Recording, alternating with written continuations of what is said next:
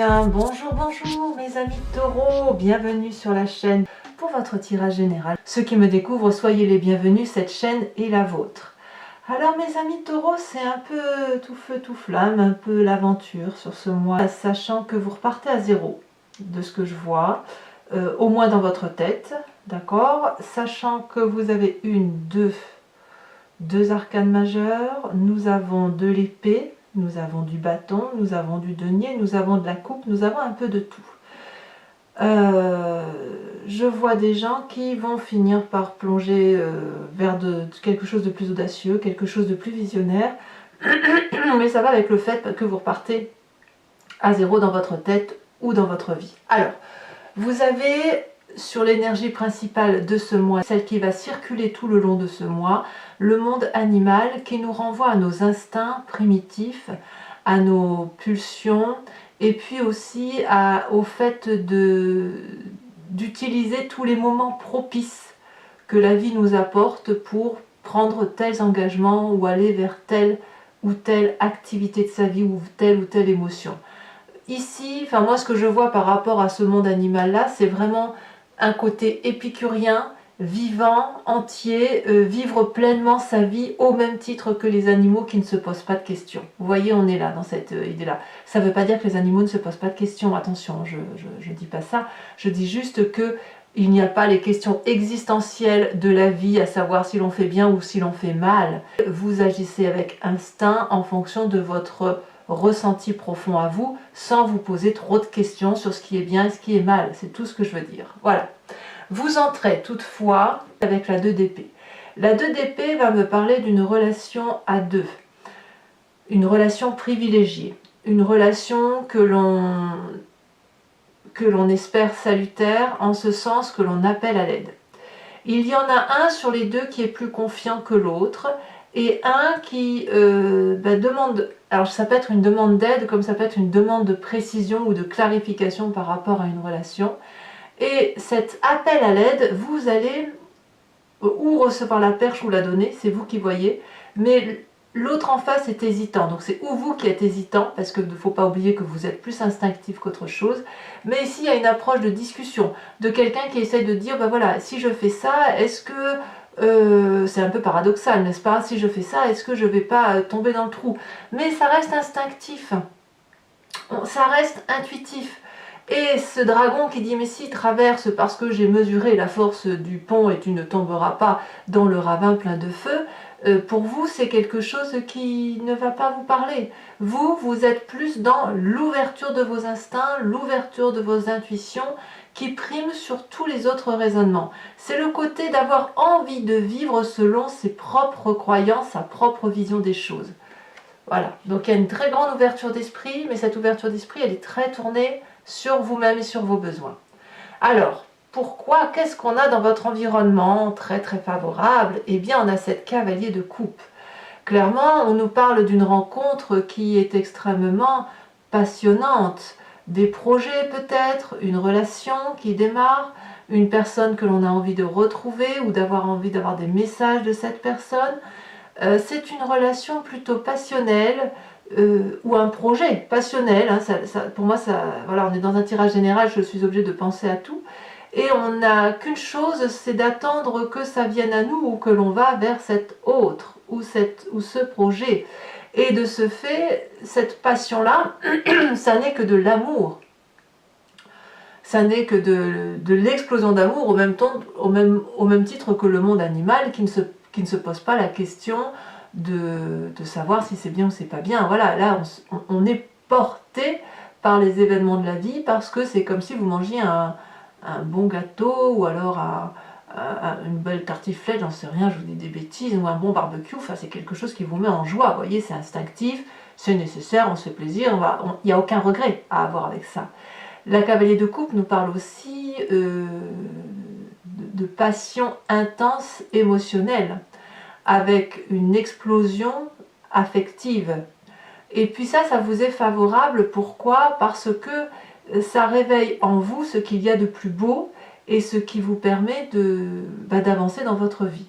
Donc, probablement que là, ce que vous vivez là, c'est extrêmement favorable.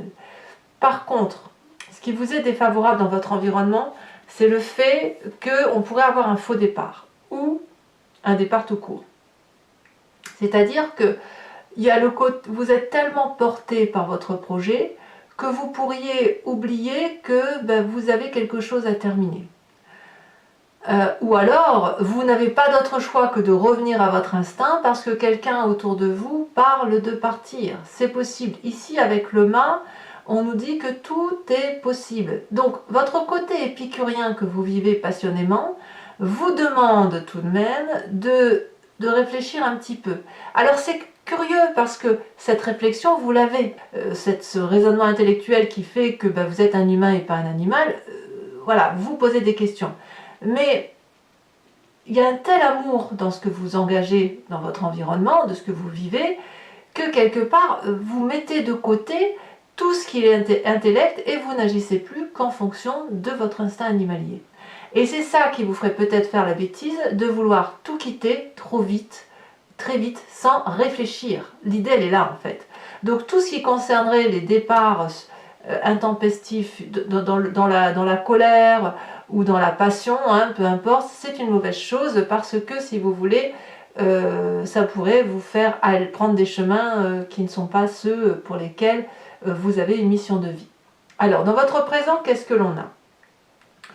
Eh bien, dans votre présent, on voit quand même qu'on tente de maîtriser ce que l'on fait. On essaye de garder le contrôle, mais pas le contrôle pour dire d'avoir le contrôle, c'est pas ça. C'est plus d'avoir le contrôle sur les événements de la vie. Toutes les agressions qui viennent de l'extérieur, avec cette 7 de bâton, me dit que vous avez cette capacité d'affronter toutes les difficultés. Vous êtes en train d'affronter tout ce qui pourrait se mettre au travers de votre route. Il y a quand même une protection autour de vous, il y a de la maîtrise dans ce que l'on fait. Vous voyez, c'est acquérir une maîtrise de ce que l'on entreprend. Si vous êtes attaqué, vous allez savoir répondre. Si vous faites un projet et qu'il y a des difficultés, vous savez prendre ces difficultés de front. Donc la 7 de bâton, pour moi, elle révèle vraiment quelqu'un qui est fort, qui a une très grande force de caractère. Et cette force de caractère-là, elle peut vous venir de votre côté épicurien, de votre côté instinctif et animalier.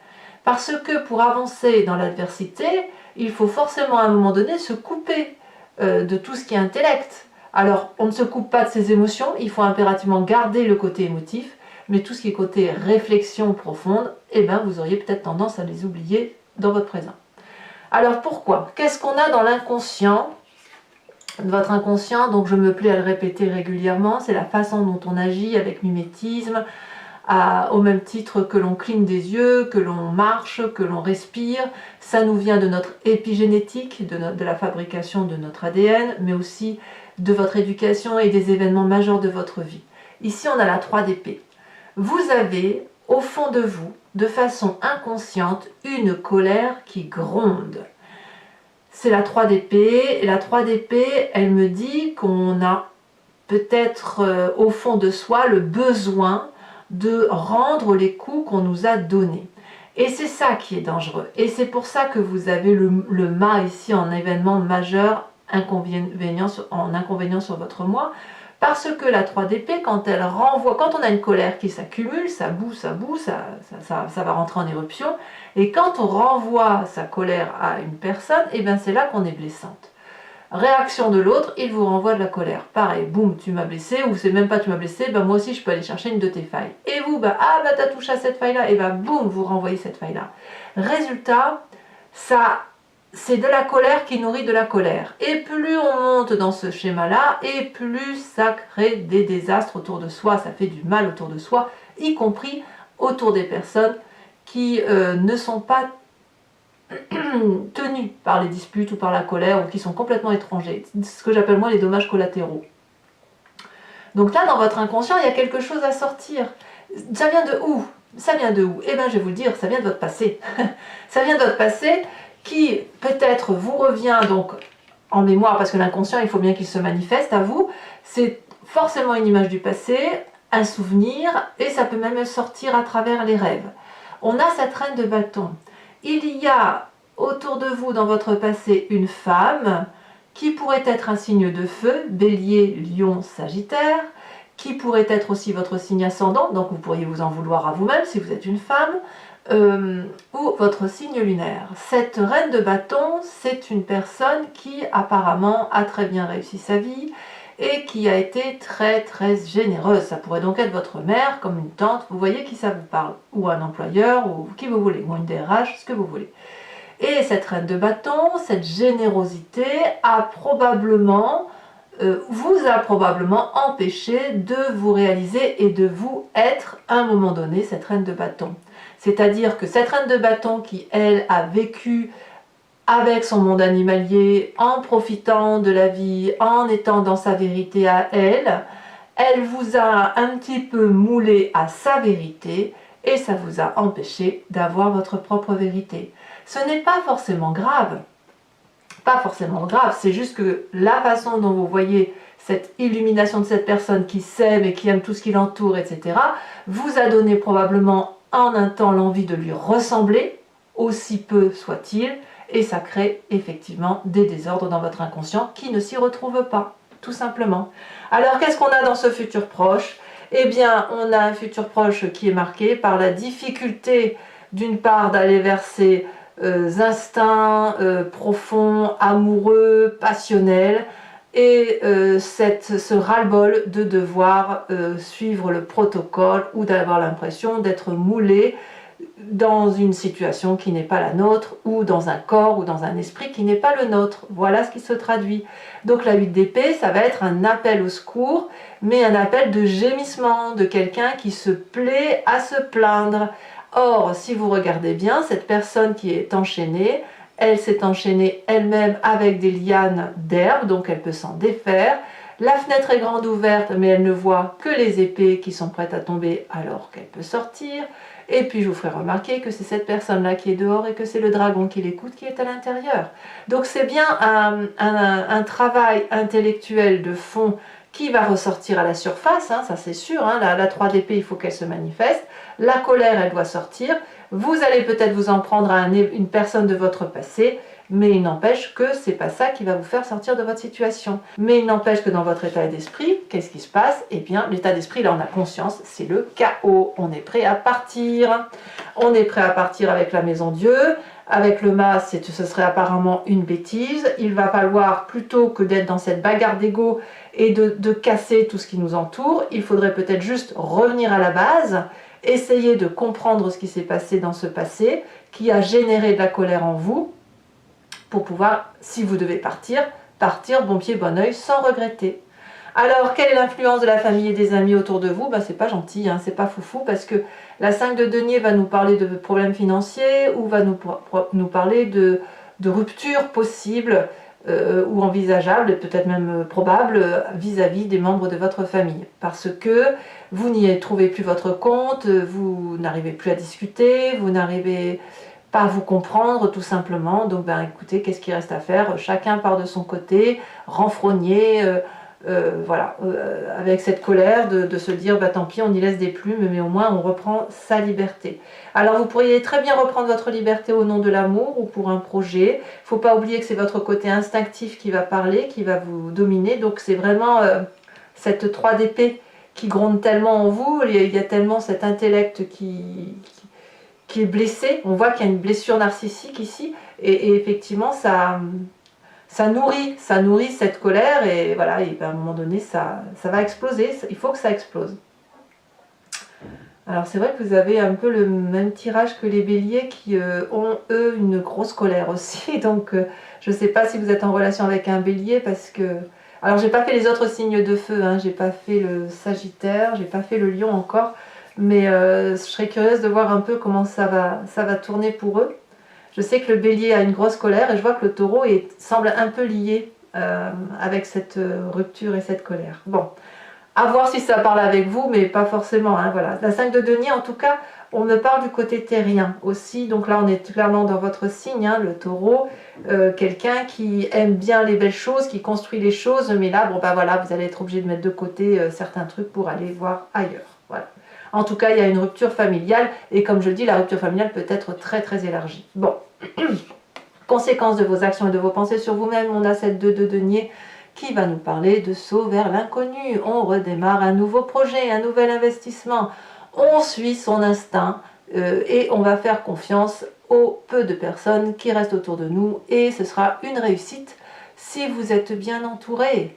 Vous avez confiance en vous, comme si ce qui se passe à l'intérieur de vous est de toute façon votre vérité. Donc vous n'avez pas d'autre choix que de foncer dans l'inconnu. Dans l'inconnu, mais avec cette idée projetée de réussite. On n'agit pas juste pour agir, on agit parce qu'on a déjà un objectif de vie dans sa tête. Alors, la difficulté pour vous, puisque on voit qu'on a quand même des brutalités au niveau émotionnel et qu'on est prêt à partir, ou que l'on part, ça va être de faire attention, puisqu'on a le mât, que si vous sautez dans l'inconnu, de savoir où vous sautez. Donc, bien évidemment, si vous avez cette énergie de éventuellement et potentiellement demander de l'aide pour avoir des conseils, faites-le, parce que dans votre état d'esprit, de toute façon, il y a comme une rupture et vous partez pour une plus belle émotion. Conséquence de vos actions et de vos pensées sur l'environnement, c'est un retour à l'équilibre aussi, c'est-à-dire, toujours pareil, on a du feu, là on est dans l'action, c'est une personne qui a probablement beaucoup travaillé sur elle-même ou a fait de grandes choses dans sa vie pour dire de réussir à être là où elle est, et elle est quelque part dans un milieu où la prairie est assez ouverte, où elle peut se poser, où elle a pas mal aux pieds, voyez, où il y a du soleil, voilà.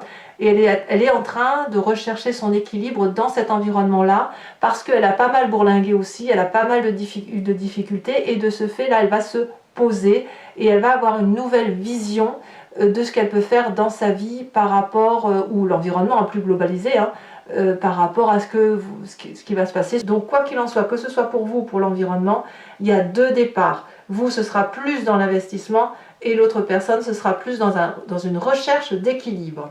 Voilà, allez mes amis taureaux, maintenant on va passer à votre approfondissement. Donc pour ceux qui ne me connaissent pas, je vais vous expliquer ma façon de travailler.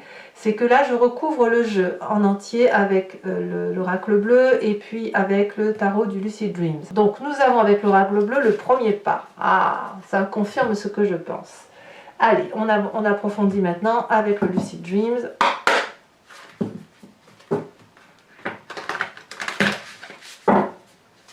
C'est parti, on va voir comment le jeu se recouvre.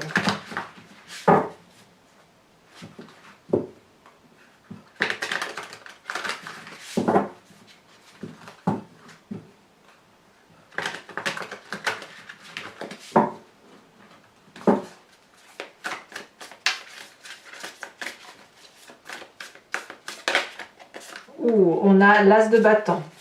Ouais, il y a du feu hein, quand même, hein. Il y a quand même bien du feu. L'as de bâton, c'est une très jolie carte. Environnement défavorable, on nous parle de 2 de bâton.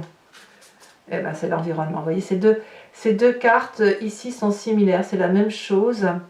Ah non, pardon, j'ai des bêtises, c'est la 10 de bâton, je vous dis des bêtises. Environnement défavorable, c'est la 10 de bâton, donc rien à voir. D'accord. Nous avons, non, ici il y en a 2, je ne vais pas les mettre. Oh, mais je ne vous ai pas mis, non. Ah, je ne vais pas changer les cartes. On va prendre l'énergie. Je ferai après l'énergie entrante. La 7 de bâton, on a la 5 de bâton renversée sur le présent. Je continue comme j'ai fait. Si j'ai trierai les cartes comme ça, c'est que ça doit être comme ça. Dans votre inconscient, on a la carte du soleil inversée. Sur le passé, nous avons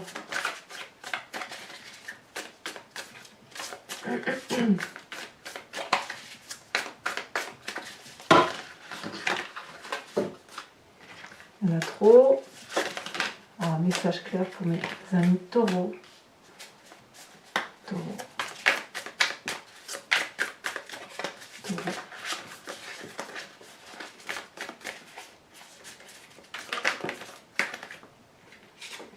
Nous avons la 9 de bâton. Ouais, vous êtes quand même un peu excédé, hein, quand même. Hein. Sur le futur proche, avec cette 8 d'épée, donc je vais prendre la première qui est tombée. Nous avons la 5 de coupe inversée. Ouais, vous avez quand même des tristesses, hein, ou vous n'en aurez plus. Alors, sur l'état d'esprit, nous avons les stars, la carte star, donc ça fait quand même 2 arcanes majeures, la maison Dieu suivi d'une réussite. Sur la 5 de denier, nous avons la 4 d'épée.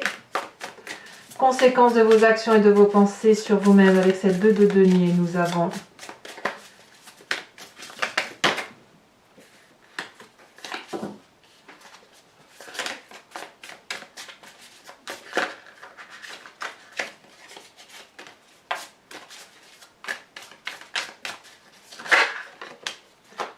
la 5 de pentacle inversée. Vous l'aviez déjà, la 5 de pentacle inversée, qui est d'ailleurs dans votre dans le comportement familial et amical qui vous influence.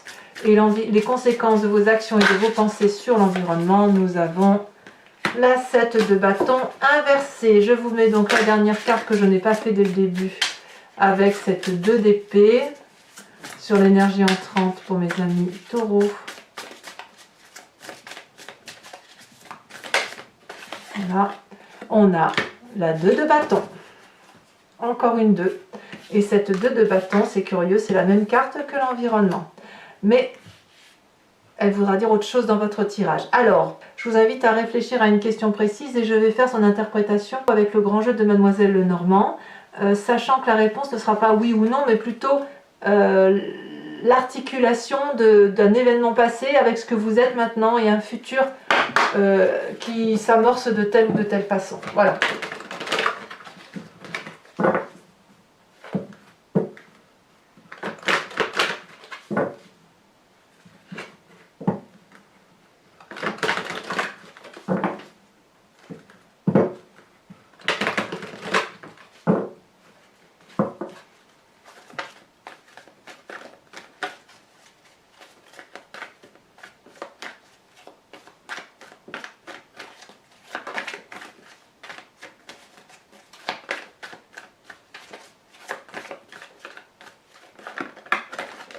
Oh là là, il y a trop de cartes ici. Donc, je replace, j'ai fait tomber une carte.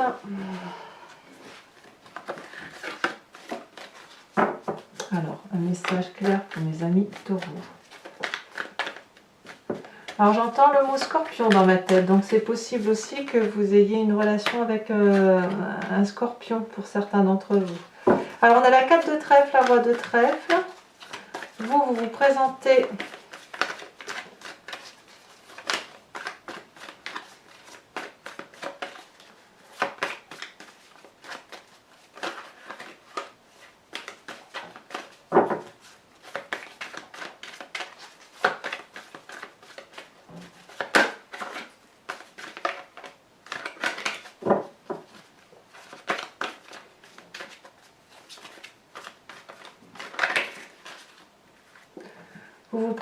avec la 8, 9, 10 de carreau et les deux prochaines cartes. On me dit la roi de cœur, ça fait quand même 2 rois, et les rois traduisent quand même des gens de maîtrise, et puis la 2 de pique. Allez, pour vous aider, les amis taureaux, je vais vous tirer une carte de l'oracle des druides qui vous invite à vous inspirer d'un animal totem qui était vénéré par les druides et dont l'idée est de revenir, si vous voulez, à la genèse des émotions que nous avons tous en nous, mais que nous avons attribué certaines de ces qualités aux animaux, pensant qu'effectivement ils étaient des êtres inférieurs, alors qu'en fait ils se respectent juste eux-mêmes et ils respectent leur intuition et leur instinct profond. Et comme vous êtes reliés au monde animalier, je pense que c'est de bon augure. Allez, la carte animal totem. L'inspiration pour mes amis taureaux. Quel animal doit les accompagner?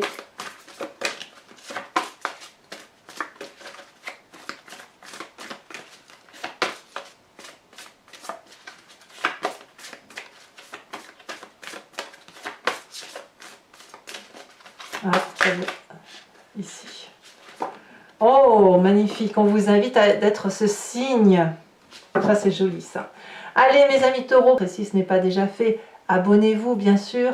Likez, commentez, partagez. N'hésitez pas, je vous réponds, j'adore ça. Dans tous les cas, je vous souhaite un excellent mois. Je vous fais de gros bisous et je vous dis à très bientôt. Bisous, bisous.